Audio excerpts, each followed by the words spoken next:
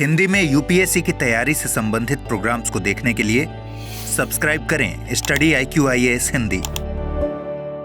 कैसे हैं दोस्तों?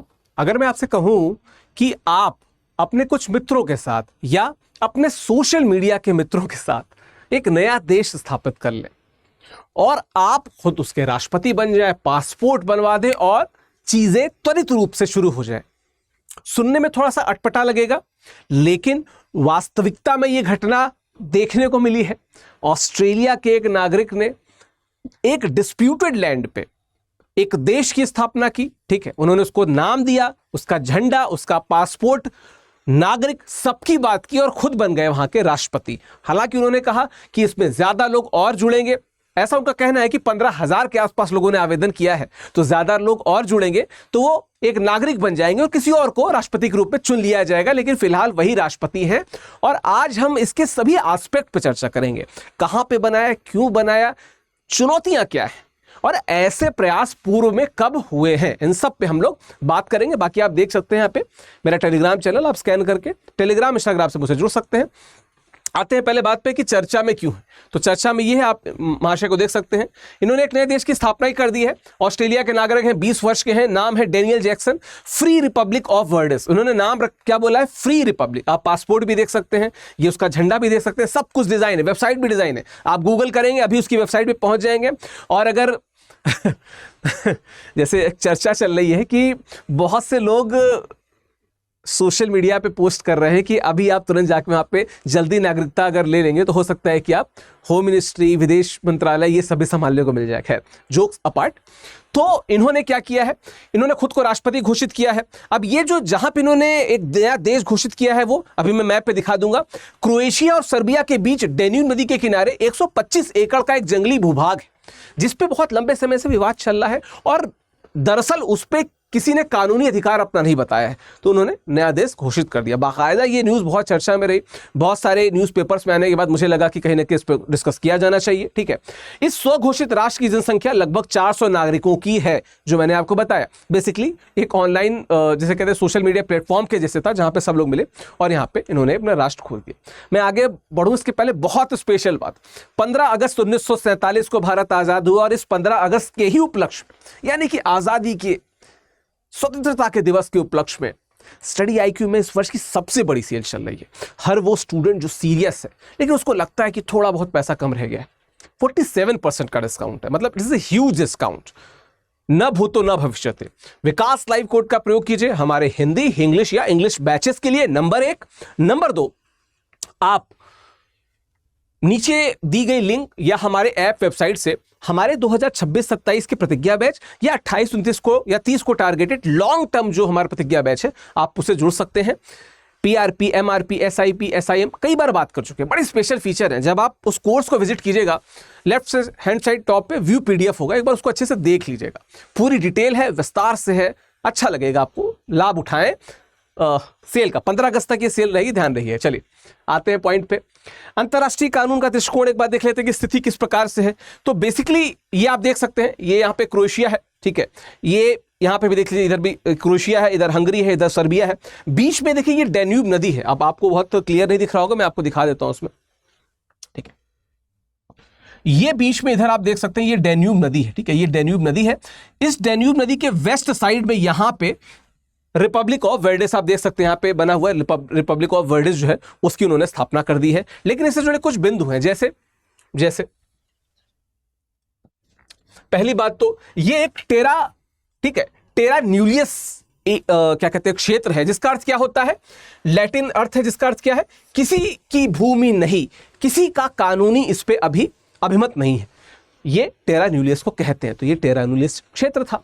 ये डेन्यूब नदी के पश्चिमी तट पर स्थित एक ऐसा भूभाग है जिसे क्रोएशिया सर्बियाई और सर्बिया क्रोएशियाई घोषित करता है, लेकिन कोई भी पक्ष इस पे दावा नहीं करता। ये कहता है कि तुम्हारा है, वो कहता है कि हमारा है। इस बीच में जो बिल्ली है वो बाजी मार गई, ठीक है, बंदरबाजी मार गया। सोचिए, बिल्लियों की लड़ाई में बंदरबाजी मार गई।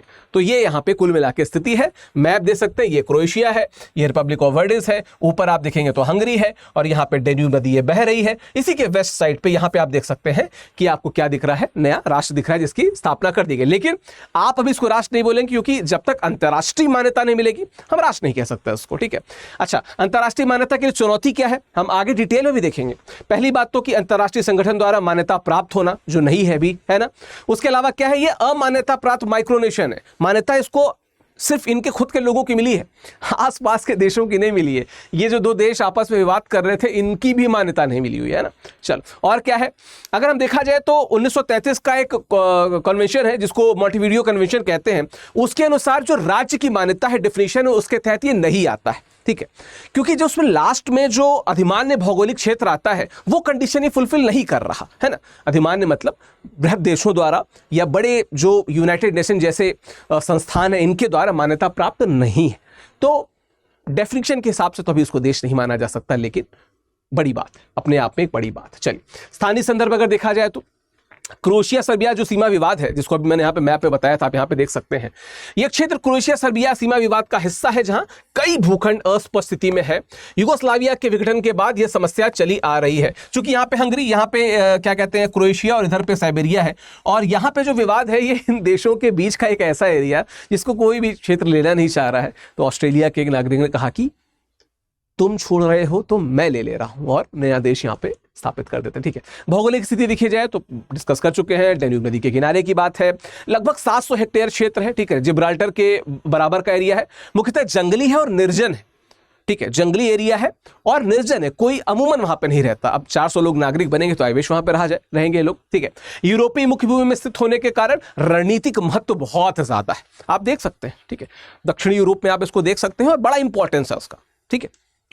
चलिए, अगर भू राजनीतिक प्रभाव की बात की जाए तो क्या इंपॉर्टेंस का हो सकता है, ठीक है, इसकी एक बार देखा जाए तो क्या हो सकता है।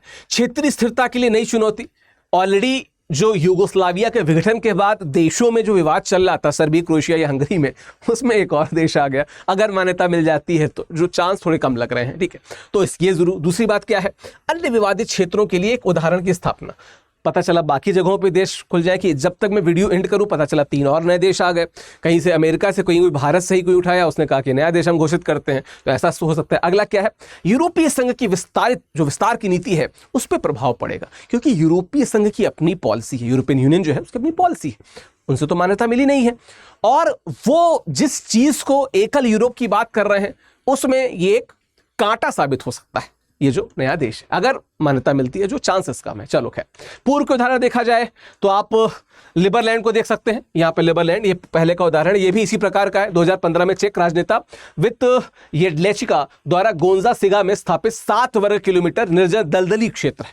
ये दलदली क्षेत्र है तो ये और ज्यादा यूजलेस है, जहां पे आप देख सकते हैं। बाकी कुछ क्षेत्र और है, सीलैंड है, और उसके अलावा ह्यूट रिवर प्रांत है। आप पीडीएफ में इसको पढ़ लीजिएगा, जब मैं अपने टेलीग्राम पे अपलोड कर दूंगा। चलिए, बात करें डिजिटल अर्थव्यवस्था की, तो इन्होंने किस प्रकार से अर्थव्यवस्था की बात की, थोड़ा सा देख लेते हैं। गहमा गेमी तो खैर है ही। तो जो डेनियल जैक्सन है, क्या है, एक डिजिटल डिजाइनर है जो रॉब्लॉक्स प्लेटफॉर्म पे वर्चुअल गेम्स डिजाइन करते हैं।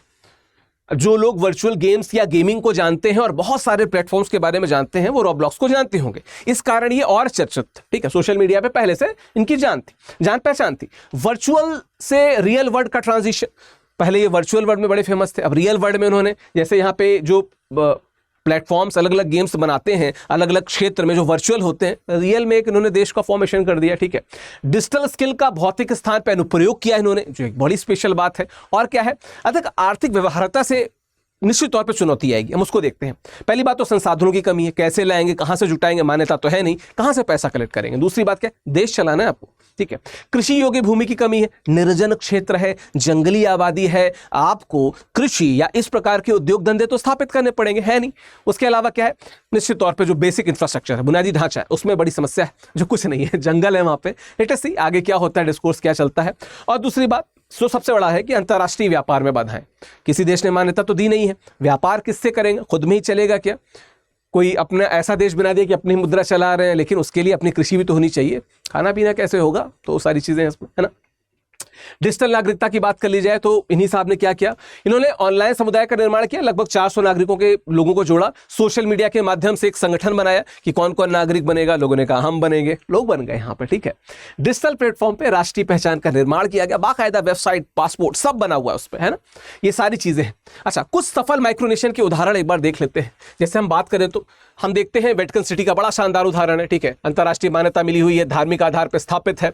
इसके अलावा मोनाको बहुत बड़ा है, पूरी संप्रभुता है इसके पास में, आर्थिक रूप से भी स्वतंत्र है, ठीक है। सैन मरीनो है, बड़ा फेमस एग्जांपल, प्राचीन गणराज्य है, ठीक है, इटली से घिरा हुआ है। लेकिन कुछ असफल उदाहरण भी है, जैसे रिपब्लिक ऑफ मिनर्वा 1972 की बात है, इसमें जो प्रशांत महासागर में जो कृत्रिम द्वीप था, इसमें जो टोंगा था, बाद में टोंगा नाम का जो देश है उसने वहां पे कब्जा कर लिया था। तो और भी उदाहरण है, जैसे मैं बताऊं तो न्यू अटलांटिस है, 1964 की बात है, ये भी बाद में जो एक देश घोषित किया गया था, माइक्रोनेशन घोषित कर दिया गया था, वो वापस ले लिया गया, तो वहां पे एक वापसी भी देखने को मिलती है। तो उदाहरण है जहां पे असफल माइक्रोनेशन भी हमको देखने को मिलते हैं, ठीक है।